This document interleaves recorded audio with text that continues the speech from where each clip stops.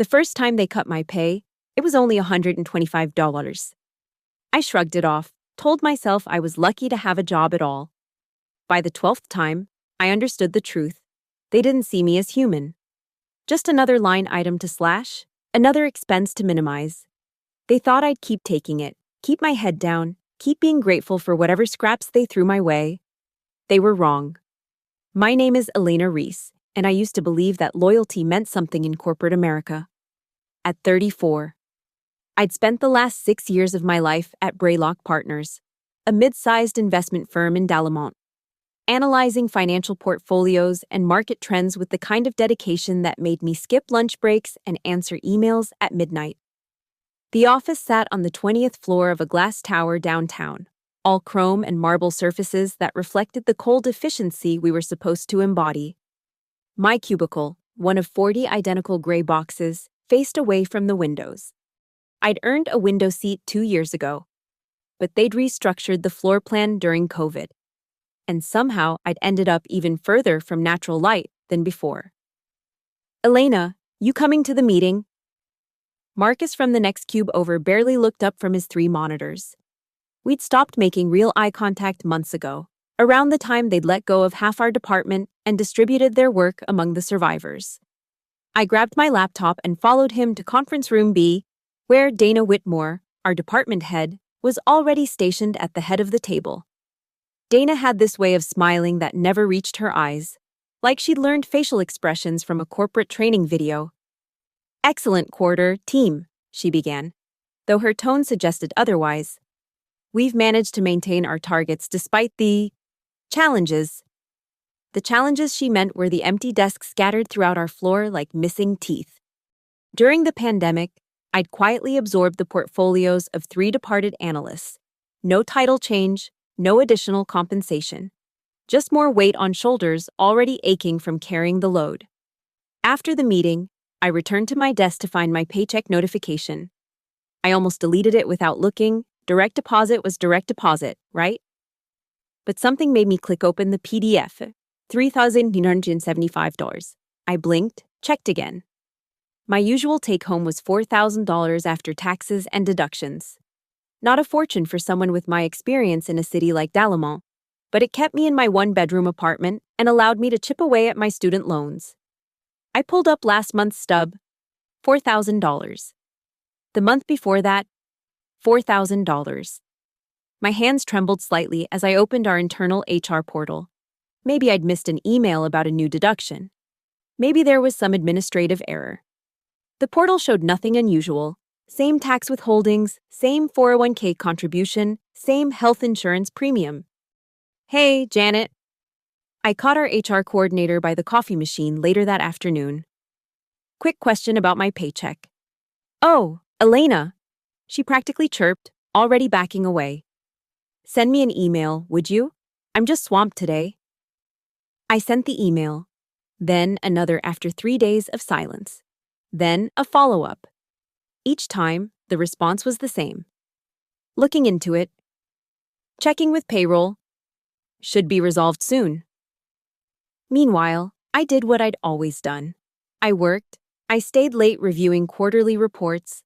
I covered for Marcus when his kid got sick. I smiled in meetings and nodded when Dana praised our resilience and adaptability. But that missing $125 sat in my mind like a splinter. Small but impossible to ignore. It wasn't about the money, not really. It was about what it represented. The casual cruelty of it, the assumption that I wouldn't notice, or worse, that I'd notice but wouldn't say anything. The old Elena, the one who still believed that hard work and loyalty would be rewarded, might have let it go. But sitting in that gray cubicle, surrounded by empty desks and the ghosts of colleagues who'd believed the same thing, I felt something shift inside me. They'd taken $125 from my paycheck without explanation or apology. It would be the cheapest mistake they ever made. The second cut came 3 weeks later, $80. Such an odd number, I thought, staring at my pay stub in the harsh fluorescent light of my cubicle. Not round enough to be a legitimate deduction, not large enough to trigger immediate alarm, just enough to make me question my own memory. I started keeping a spreadsheet. Date, expected amount, actual amount, difference. The third cut was $213. The fourth, back down to $45. No pattern, no logic, just a slow bleeding that left me checking my bank balance twice each morning. System glitch. Janet from HR finally told me after my 7th email. Payroll's been having issues since we switched providers. Should stabilize soon. Should. Soon. The corporate language of indefinite delays. By the 6th cut, $342 that time, I wasn't the only one noticing. Sarah from compliance mentioned it first, whispering by the printer like we were discussing state secrets. Your check been weird lately?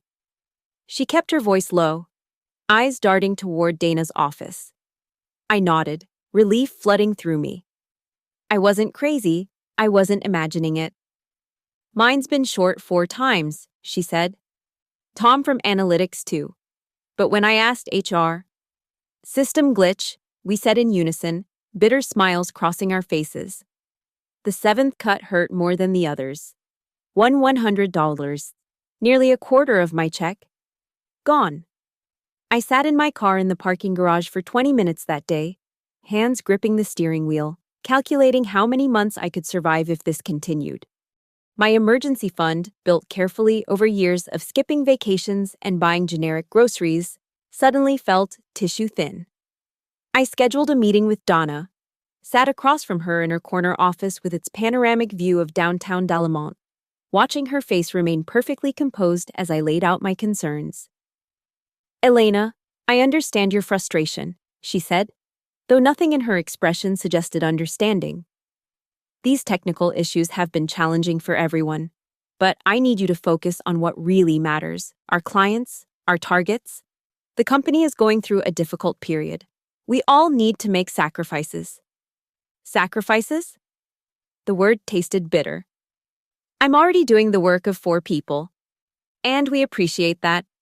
She leaned back, studying me like I was a problematic spreadsheet. Your dedication hasn't gone unnoticed. Once we get through this rough patch, I'm sure everything will be made right. Made right, another promise as empty as our office floor. The 8th cut was $67. The 9th, $458. By the 10th, I'd stopped reporting it to HR. Their emails had devolved into form responses. Thank you for your patience. We're working on a resolution. Your understanding is appreciated. My understanding. As if understanding why they were stealing from me would make it acceptable.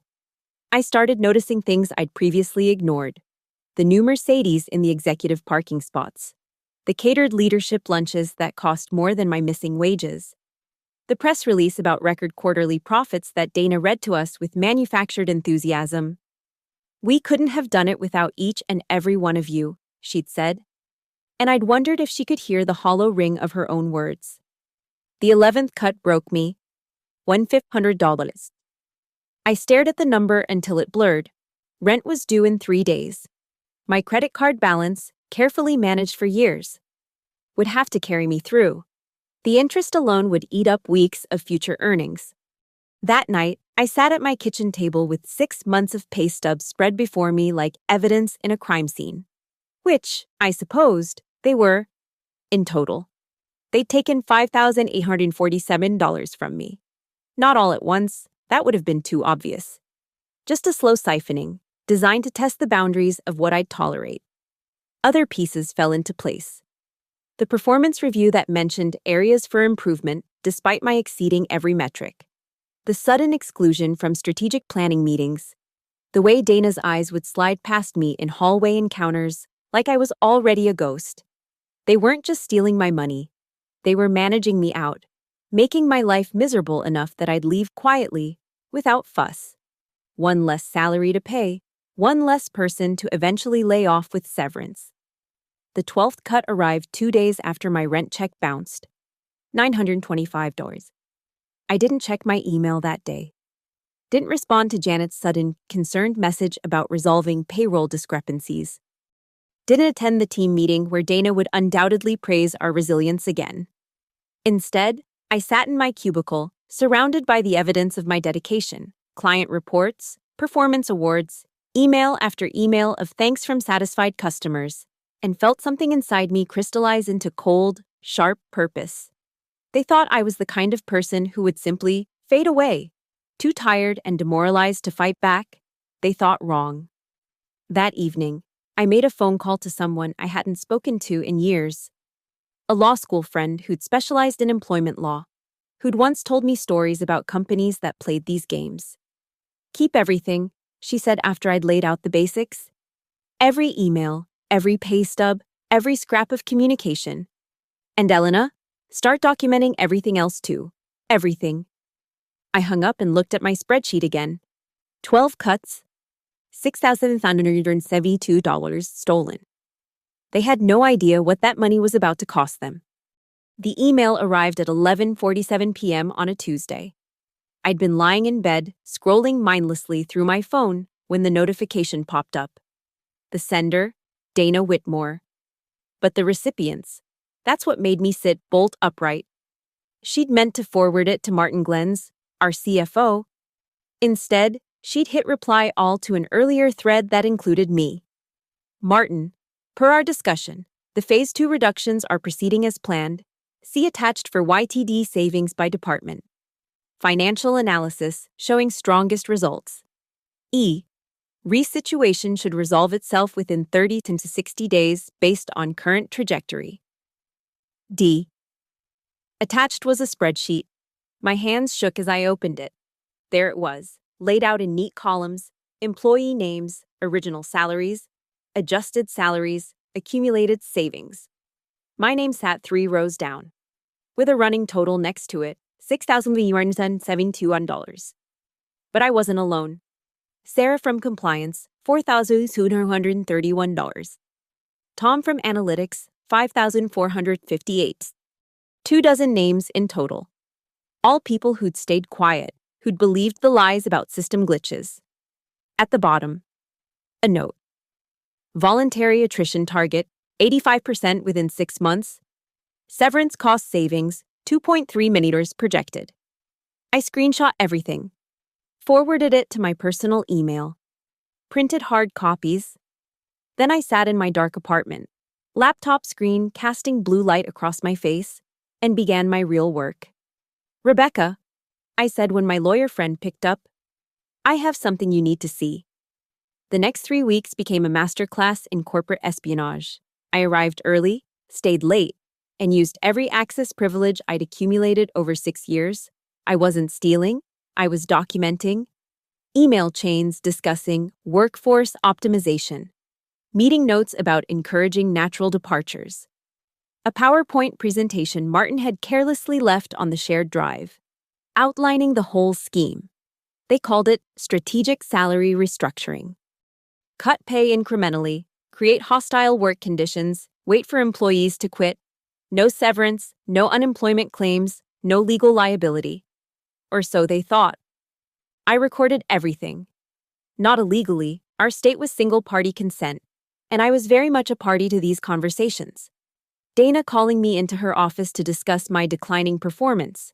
Martin explaining in a team meeting how we all needed to do more with less, while the company pursued aggressive growth targets. The head of HR assuring us that payroll issues would be resolved imminently. The breaking point came on a Thursday afternoon. I'd just submitted a report that had taken me 60 hours to complete, covering work that used to be distributed among 4 analysts. Dana called me into her office. Elena, we need to discuss your recent performance. She had a folder in front of her, my name typed neatly on the tab. I hit record on my phone, tucked discreetly in my blazer pocket. I'm concerned about your attitude lately, she continued. Multiple team members have mentioned you seem disengaged. Disengaged? I kept my voice level. I've been here until 9 p.m. every night this week. Being present isn't the same as being productive. She opened the folder, revealing what I recognized as a performance improvement plan. I'm putting you on a PIP, 30 days to show meaningful improvement.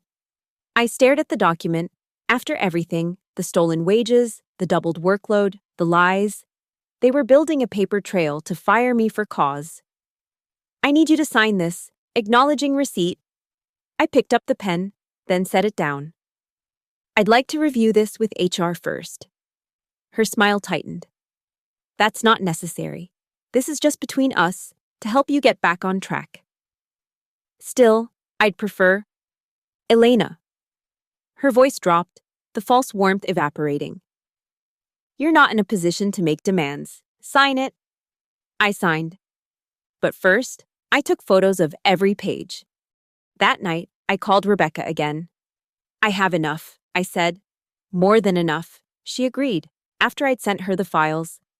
But Elena, once you do this, there's no going back. They'll make your life hell. I looked around my apartment.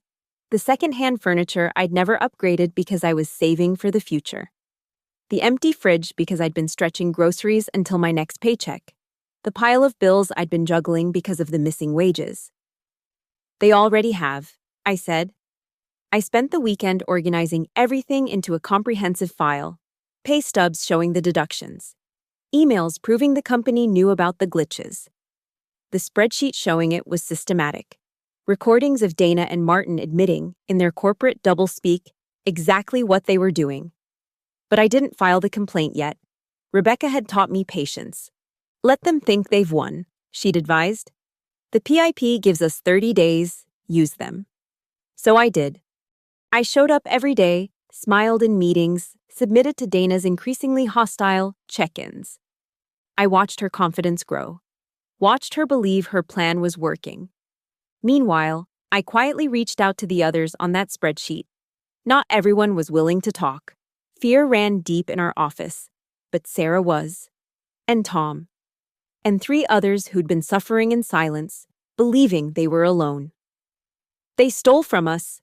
I told them in hushed conversations by the coffee machine, in the parking garage, anywhere we couldn't be overheard. And I can prove it. By the end of the 30 days, I had 6 sworn affidavits.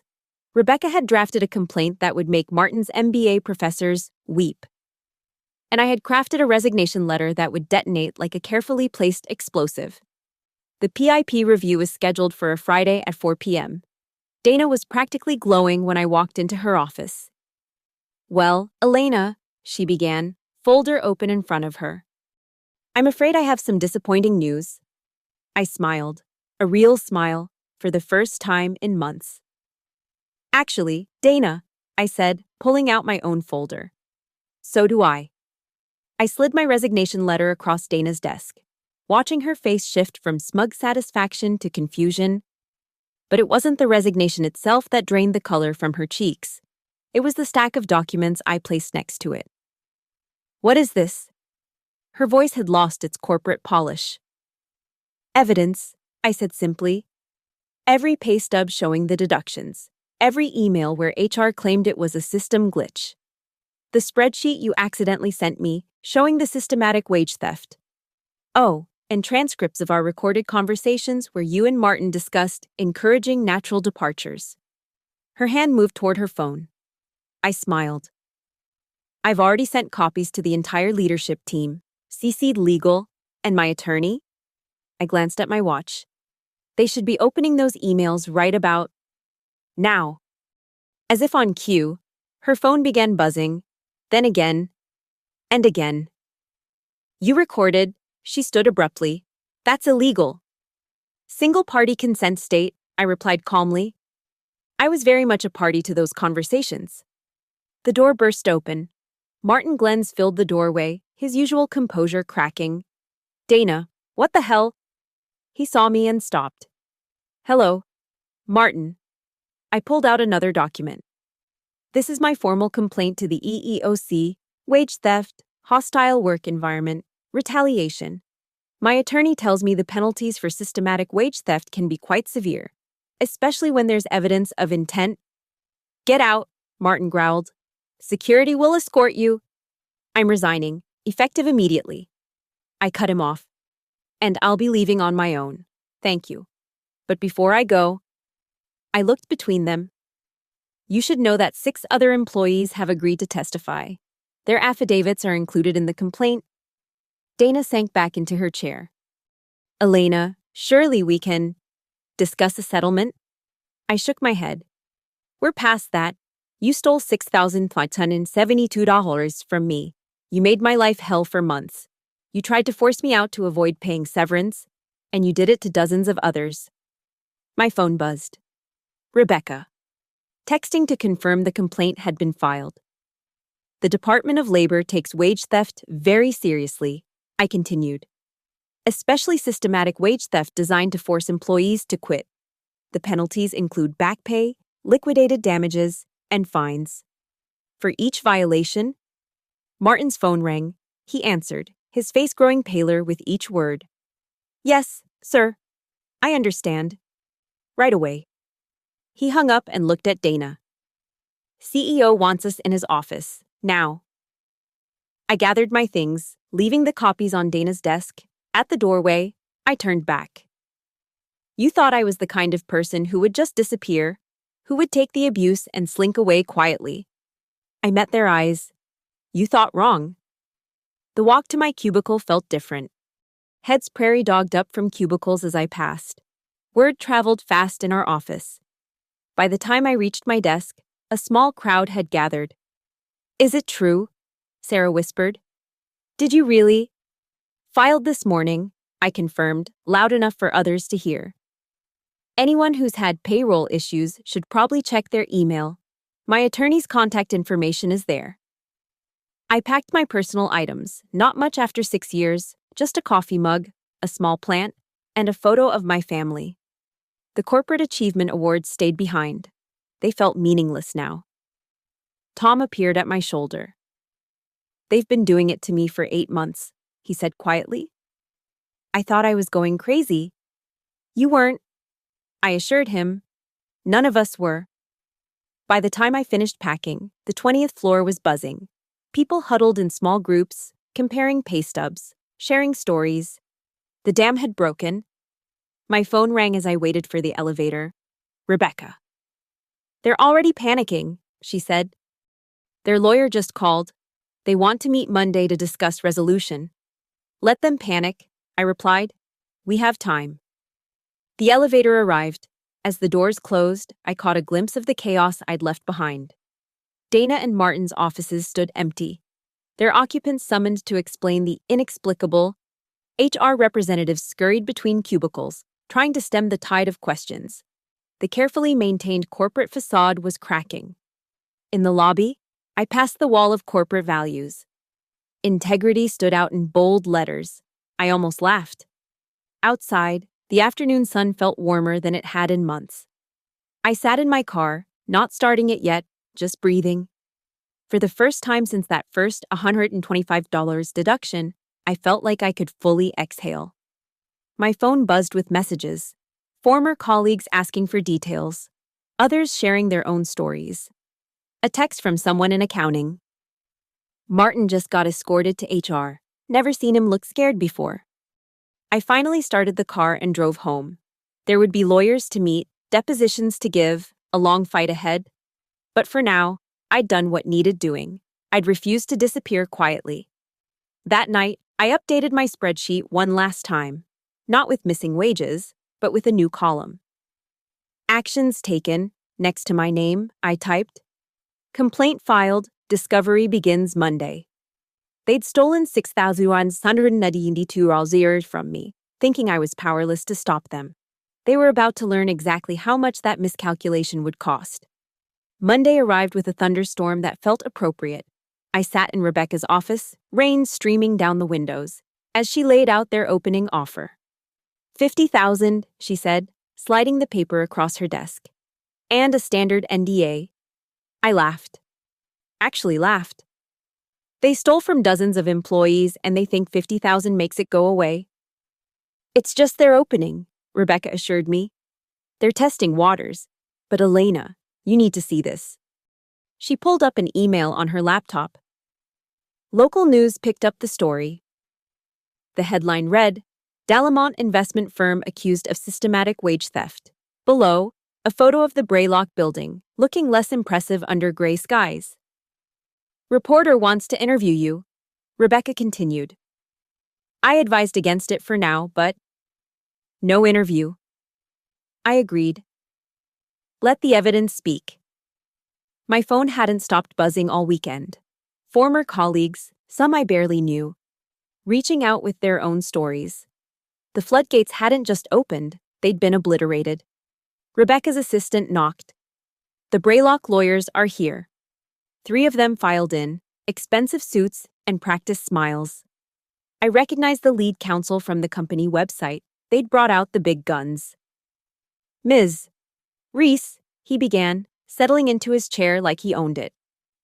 This is all very unfortunate. Misunderstandings happen, especially during difficult economic times. Misunderstandings? I pulled out my folder. Let me help clarify. Page 1, email from Dana Whitmore detailing the Phase 2 reductions. Page 12, spreadsheet showing calculated wage theft from 24 employees. Page 37, transcript of Martin Glenn's explaining how to encourage resignations. Which part was misunderstood? The lawyers exchanged glances. The lead counsel's smile tightened.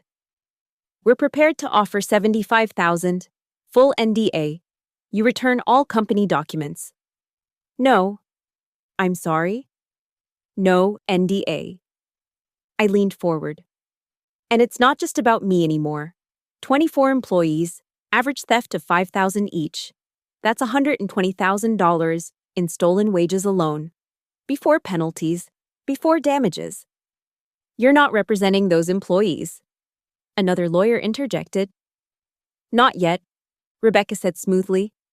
But 3 class action firms have already reached out. Would you prefer to negotiate with them? The temperature in the room shifted. They'd expected a quick, quiet settlement with a disgruntled employee. They hadn't expected a war. Over the next 2 hours, we went through evidence. Each document I presented made their position worse. The recordings were particularly damaging. Martin's voice discussing strategic salary restructuring while assuring employees about temporary glitches. We'll need to discuss with our client, the lead counsel finally said, gathering papers with less flourish than he'd displayed arriving. After they left, Rebecca grinned. They're scared. Good.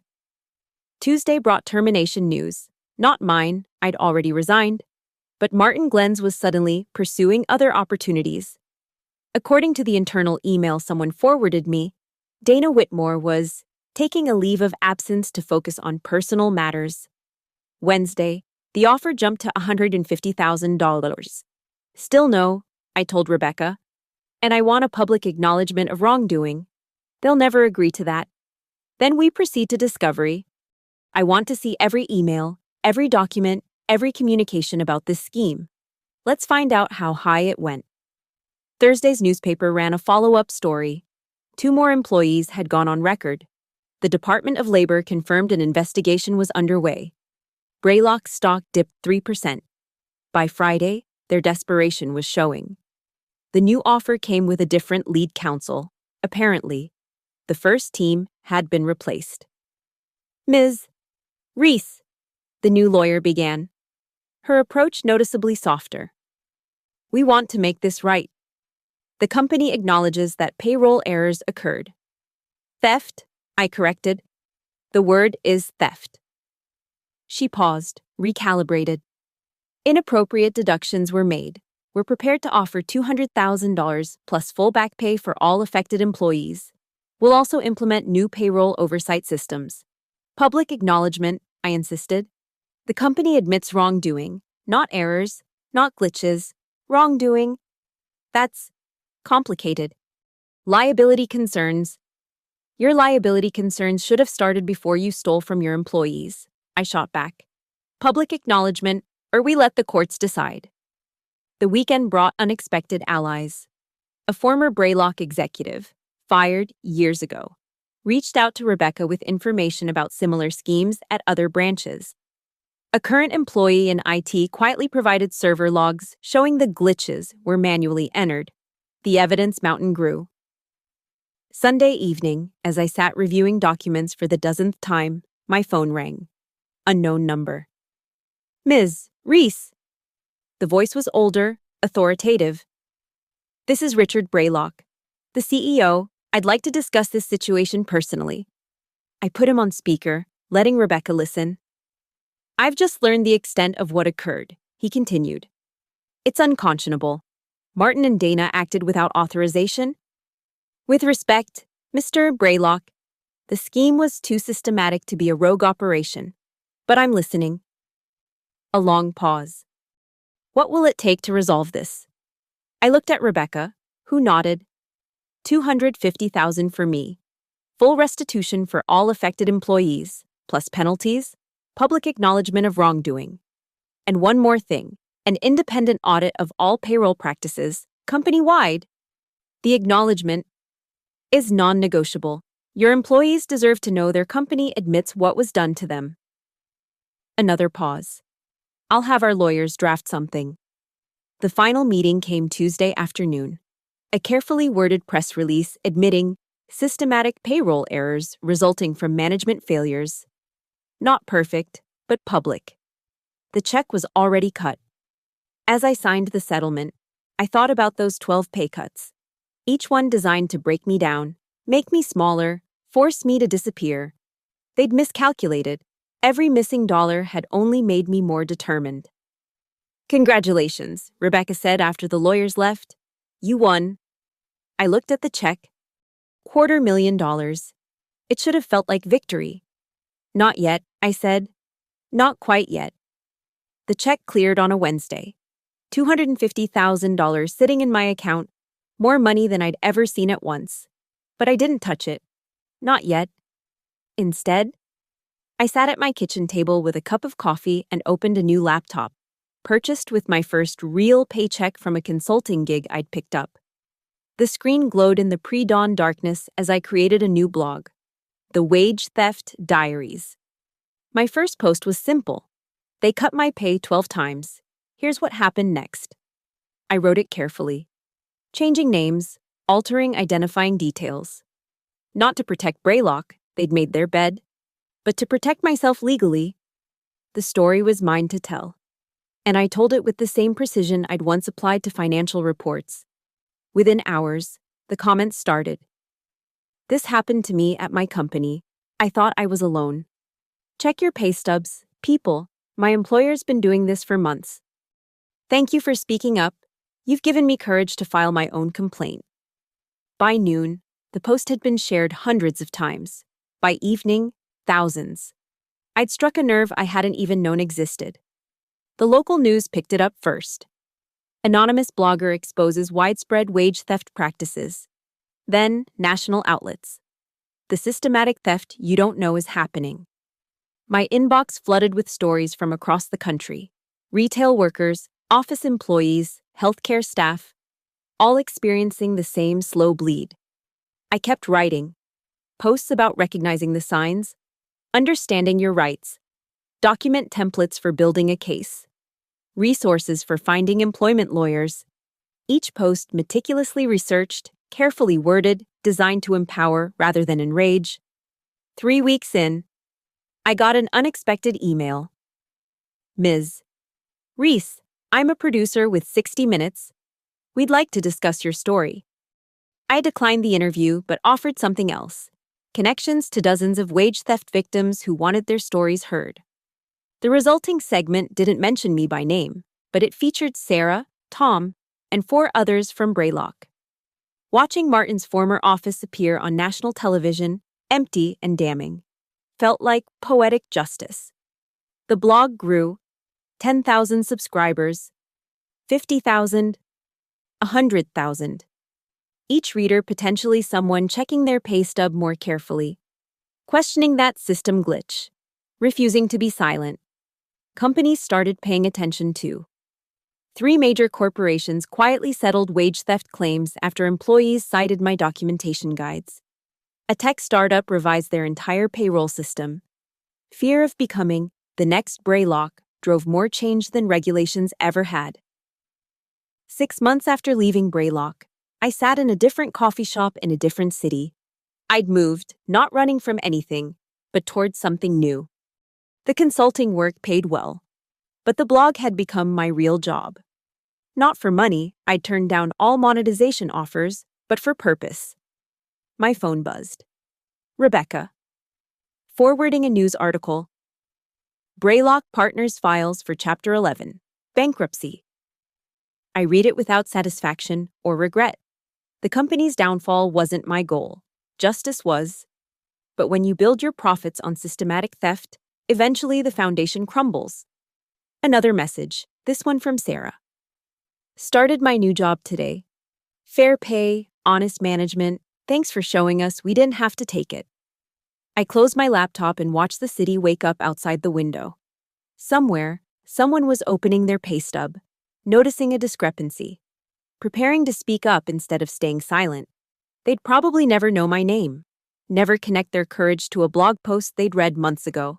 That was fine. The ripples mattered more than the stone that caused them. The barista called out an order. Elena? I stood to get my coffee, catching my reflection in the window. Same face, same person. But something fundamental had shifted. They'd tried to make me smaller with each cut, tried to reduce me to nothing more than a line item to be minimized. Instead, they'd created something they never saw coming, someone who refused to be diminished. My phone buzzed again. Another email, another reader sharing their story. I sat back down, opened my laptop, and began typing a response. The work continued.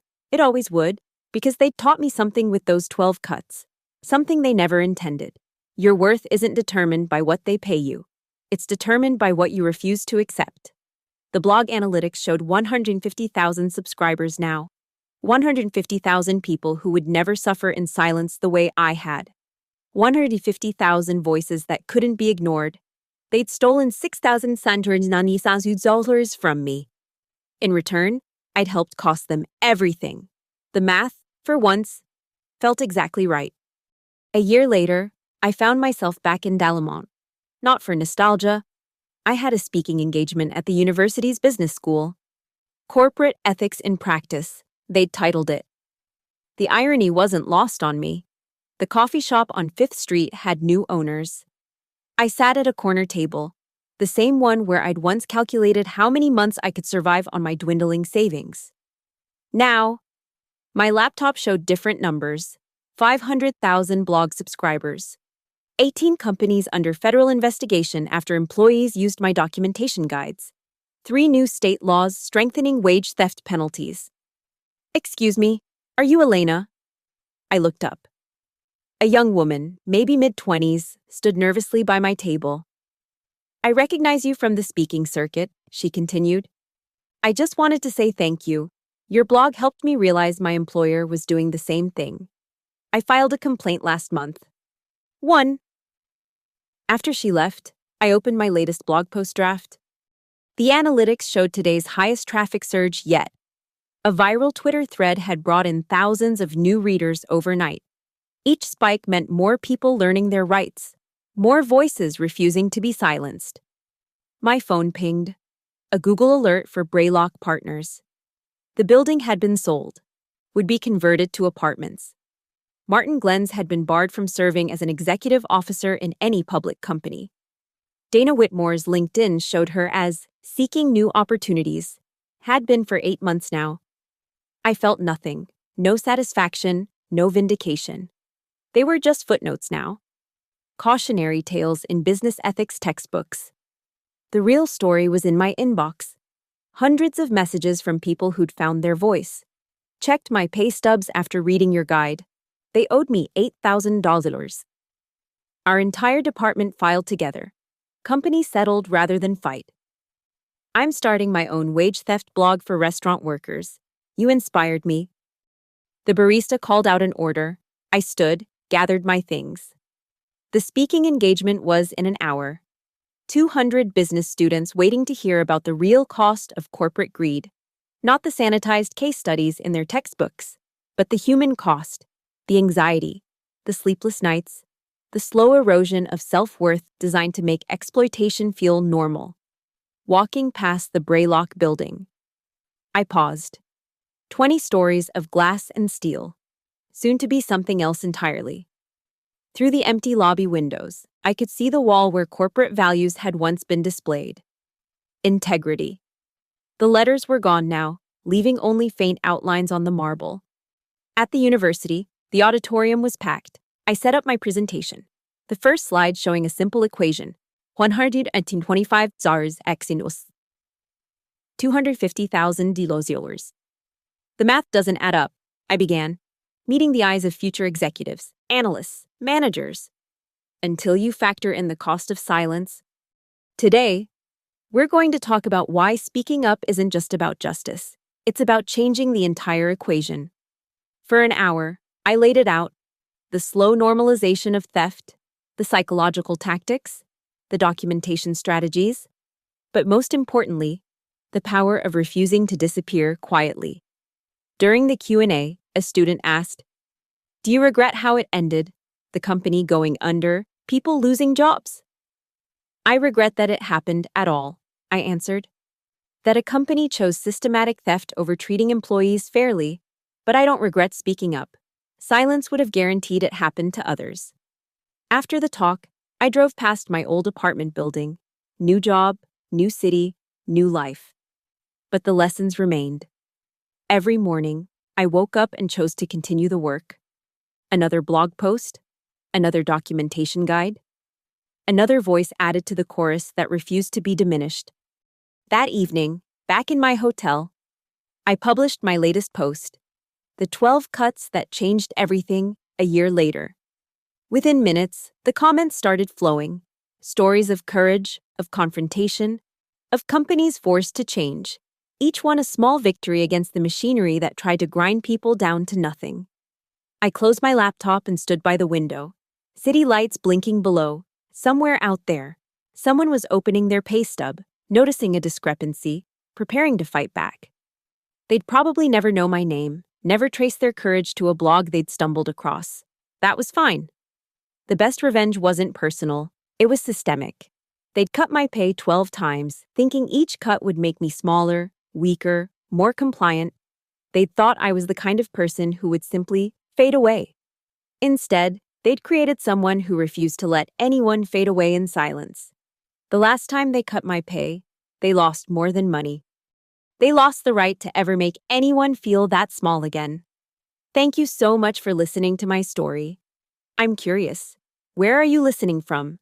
Drop a comment below and let me know what city or country you're tuning in from. I'd love to connect with listeners from around the world. If this story resonated with you, please subscribe to the channel and share your thoughts. Have you or someone you know experienced something similar? Let's discuss in the comments. Your stories matter too.